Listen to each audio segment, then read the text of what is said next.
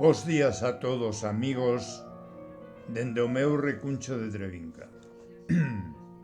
Como vos comentaba onte, a quenda do espazo da madrugada de hoxe correspóndelle ao primoxénito que Carmen e máis eu, xa hai máis de 50 anos, tivemos a ledicia de unir ao noso fogar.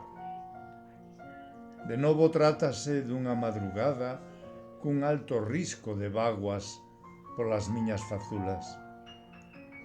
Ao poñer voz ao poema que o noso fillo Francisco Ascónbelver regálanos no número 21 da nosa revista Nós, a xente do redor, como homenaxe á súa nai, co título A danza das lembranzas. A danza das lembranzas. Andan as lembranzas a voar, danzas de partida, deixando lenes trazos de escuma no mar dos seus ollos.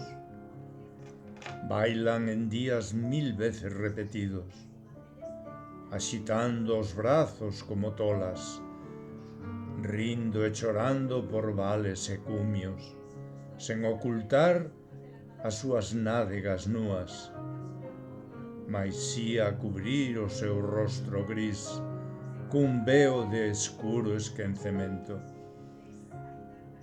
levantando e caendo e volta a comezar, nunha viaxe sen destino, sen final.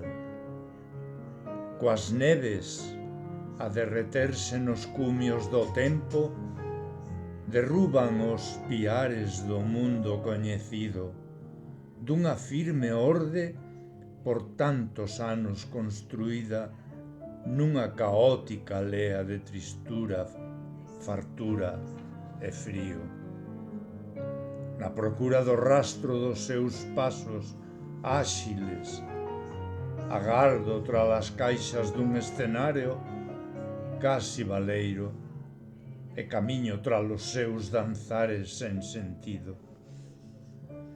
Como ervas do sabio miserento de Calderón, recollo vellas fotografías ciscadas polo chan que tinxen de sepia e negro os amenceres cotiáns, e coas vaguas dos meus ollos cansos levanto balados de sorrisos falsos, calados, en que en balde tratan de deter os bailes e as partidas.